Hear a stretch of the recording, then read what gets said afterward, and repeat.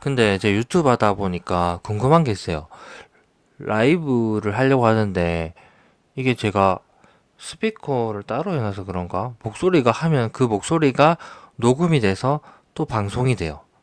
그래서 지금 그 문제를 어떻게 해결해야 될지 몰라가지고 라이브를 못 하고 있어요. 유알못이라 가지고 그 오늘은 음 여기 손절에 대해서 얘기를 해볼게요.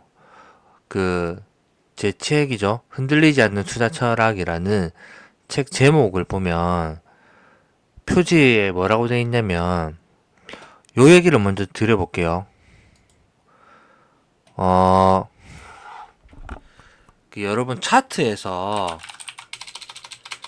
제가 차트 분석을 하잖아요. 제일 중요한 게 뭘까요? 차트에 제일 중요한 게 차트에서 제일 중요한 게 뭐라고 생각하세요? 차트에서 제일 중요한 건 있잖아요. 우리가 차트를 예측하잖아요. 이렇게 보고 차트는 일종의 음, 패턴 플레이거든요. 그래서 뭐 이렇게 간다고 하면 이 추세가 이어지겠거니 하고 예측을 하는 거예요. 예측을 하는 거예요.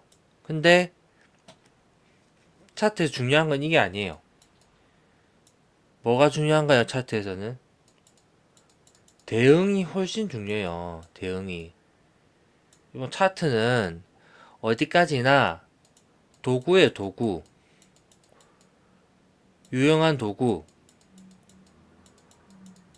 뭘 하는데 유용한 도구예요?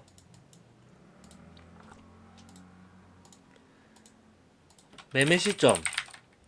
좋은 매매 시점을 즉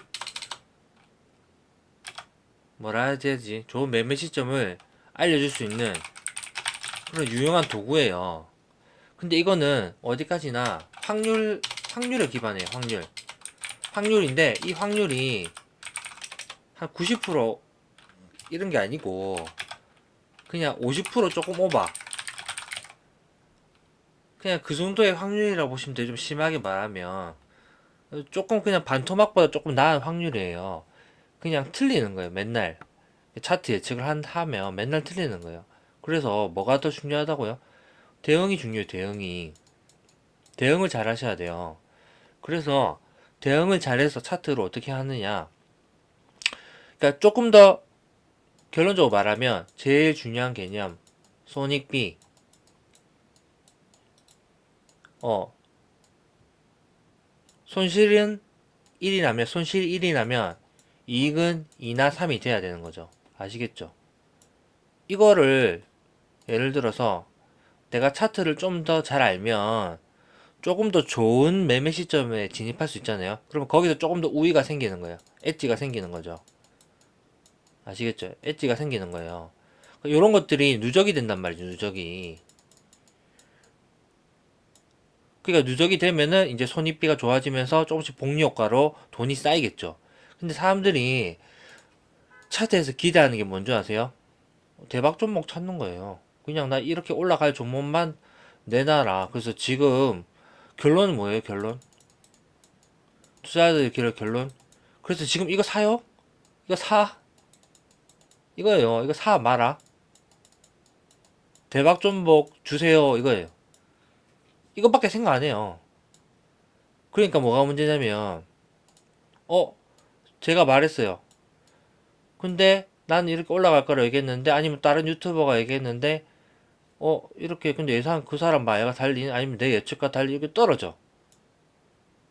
이 대응을 못 해요. 이러면 이걸 차트를 공부한 아무 의미가 없거든요. 그래서 제가 차트 얘기도 책에서 많이 하지만 제 책 표지에 뭐라고 써 있냐면 종목 찾기가 중요한 게 아니다. 리스크 관리가 가장 중요하다라고 이렇게 써놨어요. 그래서 자 투자자들을 크게 두 부류로 나눠 볼게요. 자 봐보세요. 자 여기 기본적 분석하는 사람들이 있어요. 기업 가치 분석하는 사람들. 요거는 투자자 스펙트럼이에요. 여기 양극단에 투자자들이 있다고 생각해 볼게요. 기본적 분석 하는 사람들이에요. 이 사람들 차트 안 봐. 아예 안 보는 사람들이야. 여기는 차티스트야. 기술적 분석만 하는 사람들이야. 뭐 기업 펀더멘탈 아예 안 봐. 요런 사람들이 있겠죠. 그러면 어떻게 해야 될까 요즘에는? 요즘 트렌드는 두 개 다 해야 돼요. 두 개 다 해야 되는데 음 둘을 뭐 조화롭게 뭐 50대 50 뭐 보통 사람들 이렇진 않아요. 중간에 있지 않다고요. 한쪽이 좀 치우쳐 있어요. 그래서 잘 생각해 보세요. 여기서 내가 어느 쪽에 비중을 두는가를 스스로를 잘 알아야 돼요. 그러니까 저는 어느 쪽이냐면 약간 요쪽이거든요. 요쪽. 그러니까 기본적 분석도 당연히 보지만 시장의 흐름을 중요시하는 편이에요. 시장이 아니라고 하면 그래 시장 말을 믿을게. 시장이 좀 더 효율적이니까 차트에서 빠지면 뭔가가 이유가 있을 거야라고 생각하는 사람이에요. 근데 여기를 좀 더 중요시하는 사람은 차트가 조금 빠져도 아니야. 펀더멘탈이 튼튼하니까 이 정도 차트 빠지는 것도 무시해도 돼. 이렇게 생각하는 사람이에요. 그래서 여기를 막 이제 투자자들이 왔다 갔다 하면 안 돼요. 아시겠죠? 자기 투자 스타일 알아야 돼요. 그래서 사람들이 우리나라 사람들이 특히 이제 어떻게 하는 줄 알아요? 그 누가 한 말인지 모르게 기억이 안 나는데 이런 말이 있어요. 거의 대부분의 장기 투자자들이 대부분 장기 투자자들이 사실상 단기 투자하다가 물린 사람들이 비자발적 장기 투자자가 된다고 그래요. 이 말 뭐 좀 찔리시는 분들 많으시겠죠. 예, 비자발적 장기 투자자가 된다고요. 그러니까 그렇게 하시면 안 돼요. 그래서 어 손절매는요. 아까 제가 말한 이 스펙트럼에서 이게 기술적 분석을 무시하는 분이 아니라면 요거 손절매 어떻게 해야 되냐? 이거는 법칙도 중요하지만 이거 정신적 자본이라고 하죠. 정신적 자본. 이 기본적으로 가지고 있는 마인드가 중요해요. 손절매를 어떻게 해야 돼요? 기계적으로 하는 거예요. 손절매는 그냥 기계적으로 하는 거예요. 여기 감정 실으면 안 돼요. 조금만 더 있으면은 그래도 혹시 올라오지 않을까? 뭐 그래도 뭐 기간 수급이 들어오지 않을까 이런 생각을 하면 안 돼요. 그냥 법 정해진 원칙대로 하는 거예요. 그래서 제 책을 바탕으로 한번 손절을 어떤 경우에 하는가 한번 볼게요. 요 제 책 내용이거든요. 일단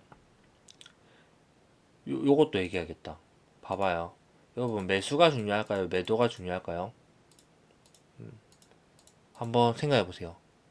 보통 사람들 제가 이렇게 경험적으로 느낀 건데 보통 사람들한테 물어보면 매수가 어려워요, 매도가 어려워요 하면 다 매도가 어렵다고 해요. 대부분.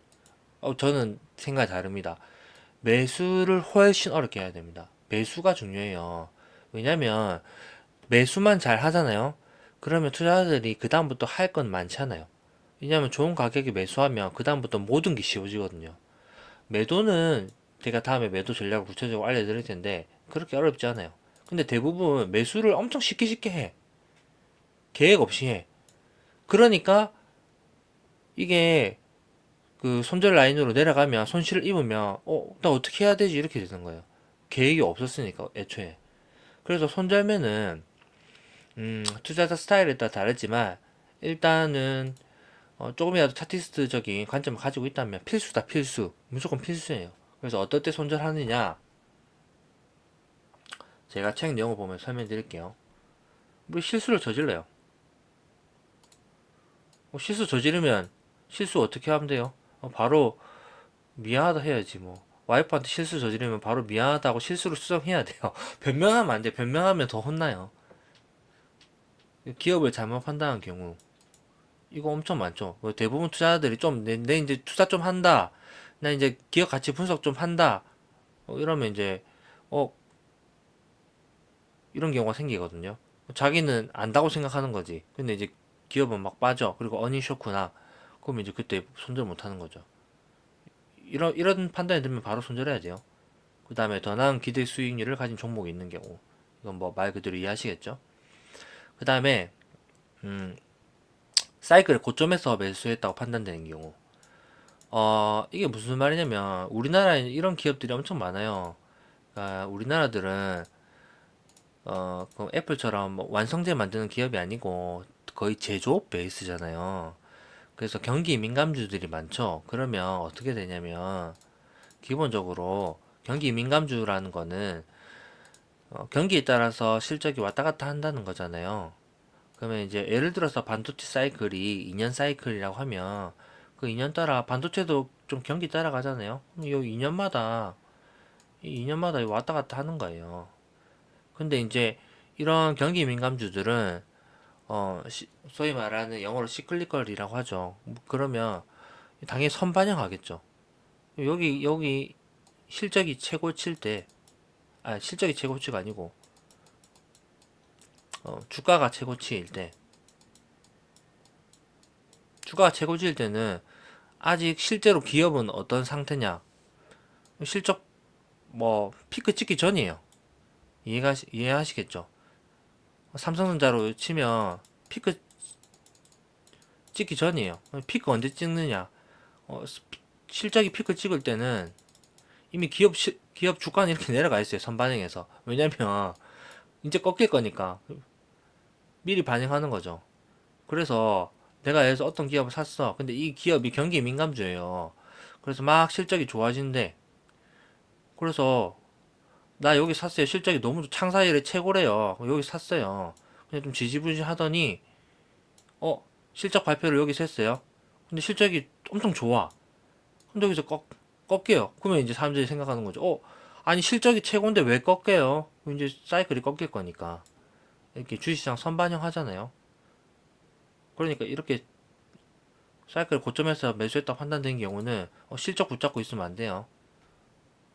그 다음에 이것도 비슷한 경우고, 이거는 주가의 변동 자체에 무관심해진 경우. 이거 엄청 많아요, 사람들. 그러니까 뭐냐면 이거죠. 봐봐요. 이거 엄청 공감들 많이 하실 거예요. 자, 여기서 내가 오늘 샀어요. 이 투데이. 샀어. 근데 다음날 마이너스 3% 됐어요. 어때요? 기분이 어때요? 엄청 기분 나쁘죠? 내 뭐, 사자마자 마이너스 3% 되고, 다음날 되면 마이너스 5%대로 갔어요. 미치겠어요. 5%만 돼도 진짜 너무 잘못 산 거고, 뭐, 이제 뭐 벌써 물 타야 되나? 막 이래요. 뭐 이렇게 하다가 이제 뭐 조정장 맞고 이렇게 하면 뭐 하다가 마이너스 한 30%까지 오거든요. 수수 오거든요. 나도 알지 못한 사이에. 그러면 이제 이때부터 어떻게 하죠? 손 놓아요. 손 놓아요. 신경 안 쓰죠. 신경 안 쓰죠. 그러면 또 어떻게 돼요? 한 마이너스 한 60%까지 가죠. 그러면 여기서는 그냥 방치입니다. 방치. 방치. 근데 여기서 사람 심리가 오류를 저질러요. 보세요. 여기서 마이너스 3% 빠지는 거랑 마이너스 30에서 마이너스 뭐 33, 34 되는 거랑 빠지는 돈은 똑같거든요. 근데 여기는 엄청 기분 나쁘고 민감하게 반응하는데 여기 신경도 안 써요. 마이너스 30에서 40 가도 뭐 60에 70 가도 뭐 에이 뭐 어차피 뭐 없는 돈이고 뭐 나중에 올라오겠지 이러면 신경도 안 쓴다니까요. 이게 심리적 오류가 아니면 뭐죠? 이런 거를 하면 안 된다는 거예요. 예를 들어서 어 지금 마이너스 한 50%간 종목을 들고 있잖아요. 이거는 저는 이거 보면 딱 뭐라고 하냐면 무조건 투자자가 잘못한 거예요. 무조건. 왜냐면 이거는 손절할 기회가 마이너스 뭐 5%마다 한 번씩 있다고 하면 비중을 줄일 기회가 있다고 하면 그걸 10번이나 놓친 거거든요. 그냥 가만히 놔두는 거예요. 이거를 그냥 방치하는 거예요. 이렇게 하면 절대 안 돼요. 본인만의 투자 원칙을 가지고 항상 이게 보세요. 이게 마이너스가 커질수록 리스크가 커지는 거예요. 그러면 내가 이렇게 종목이 마이너스 50% 되는 종목을 한두 개 가지고 있으면요. 이 종목들이 전체 계좌를 좌지우지해요. 여기서 심지어 뭐 최악의 수로 막 물 타고 이러잖아요. 그러면 뭐 마이너스 한 40% 되겠죠. 근데 물 타서 비중 엄청 높아. 그러면 요 돈이 어떻게 된 돈이 돼요? 죽은 돈이 돼요. 죽은 돈. 아무것도 못해. 이거 본전 올 때까지. 이런 건 투자가 아닙니다. 그래서 이렇게 가는 상황을 애초에 만들지를 말아야 됩니다. 아시겠죠? 요거는 이제 그거랑도 결이 같은 얘기인데, 이제 특히 이제 그래도 수익이 나는 게 좀 비중이 커지는 건 괜찮아요. 근데 특히 손실 나는 걸 자꾸 물타기 해줘갖고 막 비중 키우면은 한 방에 가십니다. 음, 그 다음에 가치 판단이 안 될 때, 잘 모르겠으면은 그 잘못 산 거예요. 그냥 파시는 게 좋아요. 잘 몰라도 어, 오르면 놔두면 돼요. 오르면 리스크가 없잖아요. 내리면 리스크가 자꾸 커지는 거예요. 그러니까 내가 잘 몰라 샀는데 이 종목이 계속 올라요. 잘 모르지만 가치 판단이 안 됐지만 어쨌든 오르는 건 좋은 거고 리스크가 커지고 있는 건 아니잖아요. 그럼 이건 좀 여유 있게 봐도 괜찮지만 내가 샀는데 계속 빠져요. 그럼 뭐다? 리스크 계속 커지고 있죠. 그럼 관리해 주셔야 되는 거예요. 이거는 그렇죠. 이제 그냥 매크로를 조금 봐야 돼요. 왜냐면 우리나라는 이제 뭐 가치 투자해라고 많이 얘기를 하잖아요. 가치 투자. 가치 투자의 결론이 뭐냐? 한마디로 정의하자면 뭐 이런 거에 가까워요. 그 최준철 VIP 자산운용 대표가 얘기했듯이 평소에는 기업 공부 적으면서 해볼게. 이거 중요한 내용이니까. 평소에는 기업 공부해요. 엄청 뭐 숟가락 개수까지 알 정도로 기업에 공부를 해야 돼요. 기업 프로를 넣는 거죠. 그리고 사는 게 아니에요. 내가 좋은 종목을 발견했다고 해서 바로 사는 게 아니에요. 인내심 있게 기다리는 거예요. 아무것도 하지 않으면서. 이것도 투자거든요. 그러다가 가격이 그 기업이 가진 내재 가치 이하로 심하게 할인될 때 사는 거예요. 이때는 가격이 매일 떨어져도 고맙습니다 하고 사는 거죠. 이게 가치 투자예요. 근데 이 얘기를 좀 길게 해볼게요. 가치 투자에는 이런 어려움이 있어요. 그래서 시장이 조금 떨어질 때까지 종목들 할인해 줄 때까지 기다렸다 이거예요. 기다렸는데 근데 그러면 그때도 어떤 종목을 어느 타이밍에 사야 될 거잖아요. 그러면 어떤 종목을 살 것인가 라는 고민을 좀 해볼 필요가 있어요. 밸류 스탁. 네, 요 그림판을 이렇게 써서 미안해요. 그로스 스탁. 가치주 살 거냐, 성장주 살 거냐. 요 이야기 너무 어려운데 다음에 할까?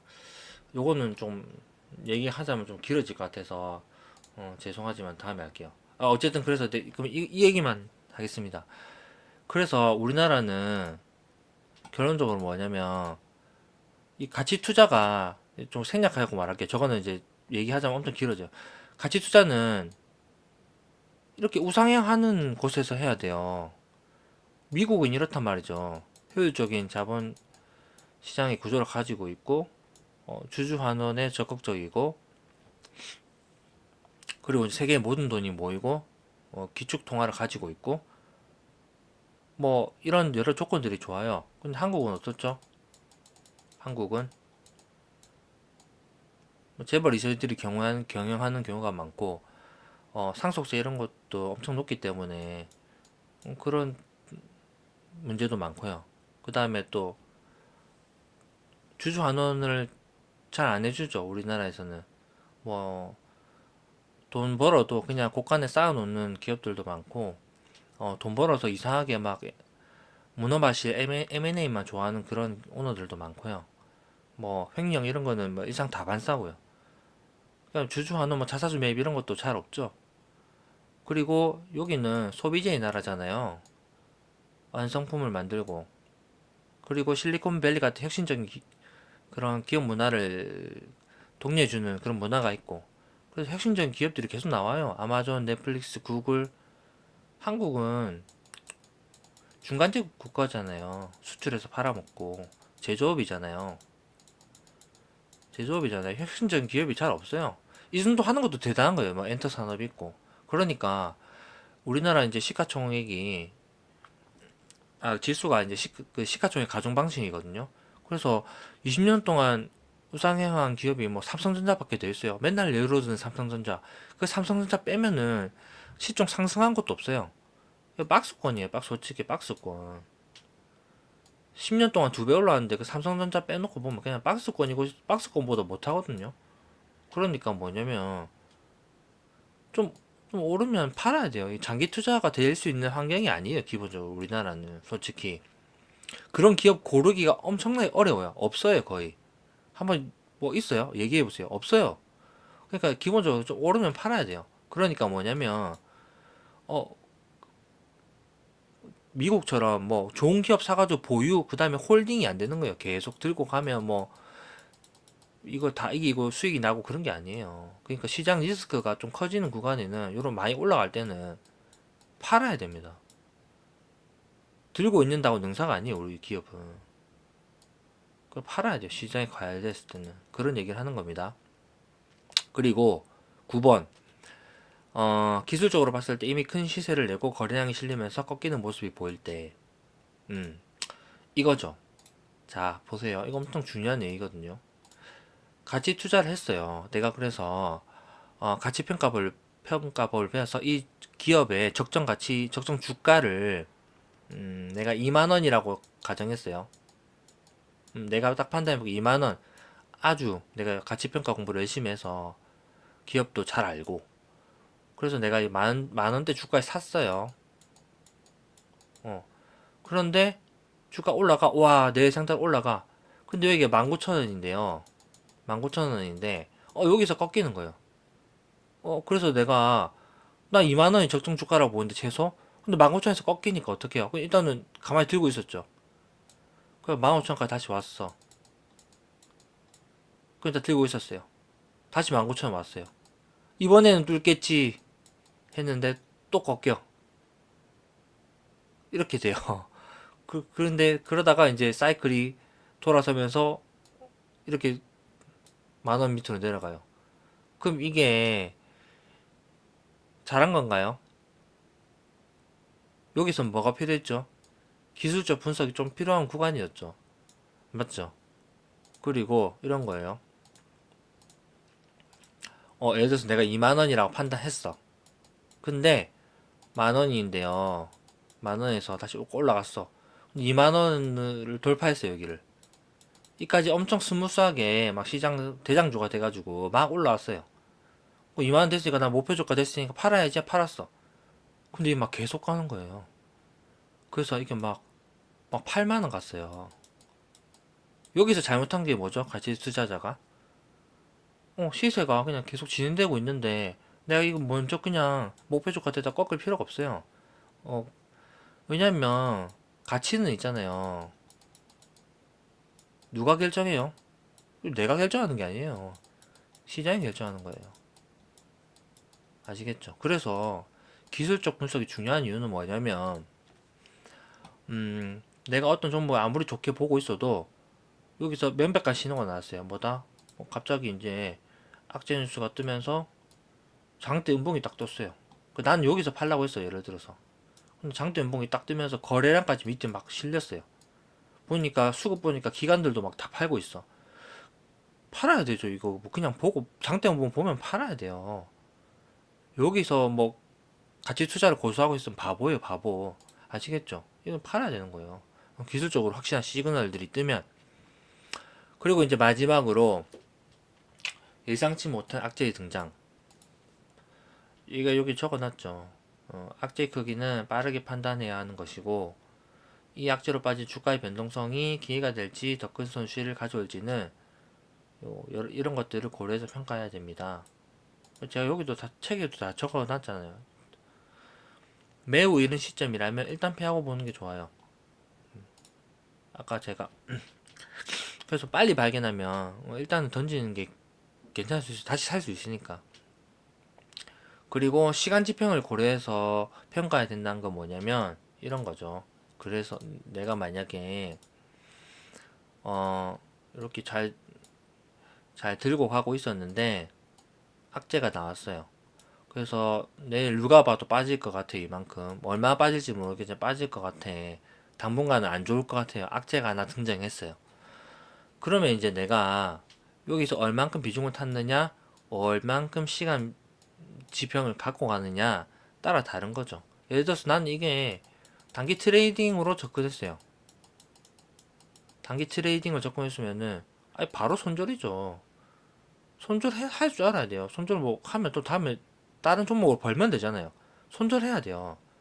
근데 그게 아니고 내가 원래 분할 매수를 생각했고 원래 조금 길게 끌고 가서 이 시간 길게 끌고 가서 조금 크게 먹고 싶다. 큰 파일을 먹고 싶다. 이러면 이제 여기서부터 계획을 세우는 거죠. 빠질 수 있겠네. 근데 어디까지 빠질 수 있을까? 요 정도까지 빠질 수 있을까? 그러면 나는 요 정도까지 빠지고 시간은 여기에 좀 많이 걸릴 것 같아. 그러면 여기서부터 천천히 조금씩 이렇게 빠지는 거 생각해서 이렇게 천천히 분할 매수해보자. 이렇게 계획을 세우고 가야 되는 거죠. 근데 대부분의 투자자들이 음, 이렇게 단기로 접근했을 때는 그냥 빠른 손절이 답입니다. 아시겠죠? 그래서 요 정도 하면 어, 손절을 왜 해야 되는지를 여러 가지 케이스를 제가 다 설명드린 것 같고 이거 다 제 책에 나와 있는 부분입니다. 제 책도 구매해 보시면 좋을 것 같아요. 그래서 이게 제목이 딱 뭐예요? 손절할 결심. 손절은 기계적으로 해야 됩니다, 여러분. 여기 손실회피 성향이라고 하잖아요. 이거 다 가지고 있거든요. 그래도 조금 오를 때 팔고 싶어. 오를 때 팔고 싶어. 아니면은 이 다 가지고 있어요. 누구나 다 가지고 있어요. 내가 지금 마이너스 50%인데 어떻게 팔아? 이런 거 다 버려야 돼. 이런 거 다 버려야 돼.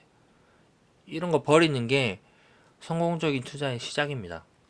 손실회피 성향은 반드시 버리세요. 주식이요. 그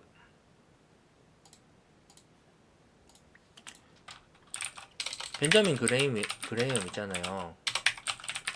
워렌 버핏의 스승님. 그 책에 현명한 투자자라는 유명한 책이 있잖아요. 이 중에서 워렌 버핏이 뭐라고 얘기를 하냐면 8장과 20장을 반드시 이해해라고 하거든요. 그러면 시장에서 살아남을 수 있을 거라고. 8장, 20장은 많이 들어봤을 거예요. 안전마진, 안전마진 가진 기업 사라는 거고, 8장이 더 약간 어려운 내용이거든요. 이게 뭐냐면, 변동성이에요, 변동성. 벤저민 그레이엄이 이런 말도 했어요. 제가 적어 드릴게요. 이거 그냥 제가 외우고 있는 거예요.